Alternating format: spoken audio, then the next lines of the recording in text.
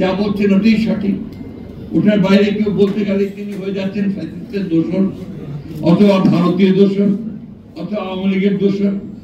Already ইতিমধ্যে আমার সেই বদনাম শুরু হয়েছে, এটা আপনার খুব ভালো করে জানেন সবাই। কথা ওই জন্যই বলছি, দুর্ভাগ্যজনক আমরা জ্ঞানত কখনো দেশের বিরুদ্ধে, জাতির বিরুদ্ধে কখনো কাজ করার কথা চিন্তা করি না।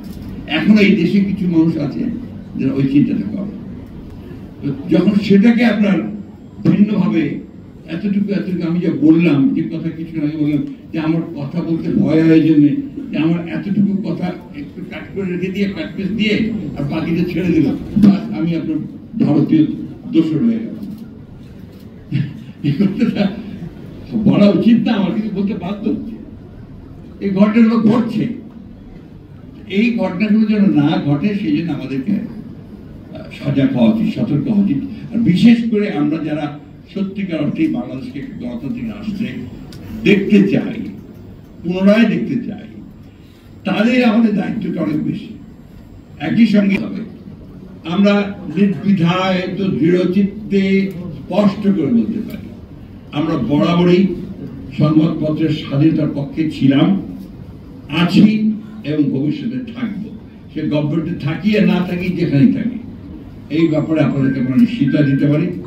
এবং আপনাদের প্রতি অতীতে এই যে নির্যাতন হয়েছে, নিপীড়ন হয়েছে, আপনাদের আইন কানুনগুলোর যে পুরোপুরি ফ্যাসিবাদী চরিত্র দেওয়া হয়েছে, এগুলোর বিরুদ্ধে কিন্তু আমরা লড়াই করেছি, আমরা লড়াই করে চলেছি।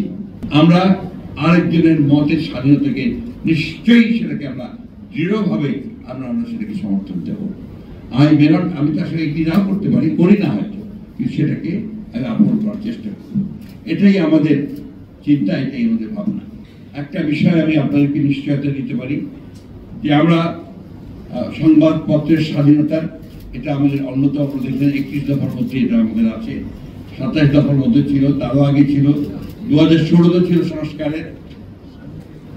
Follow us on Facebook. Subscribe our YouTube channel.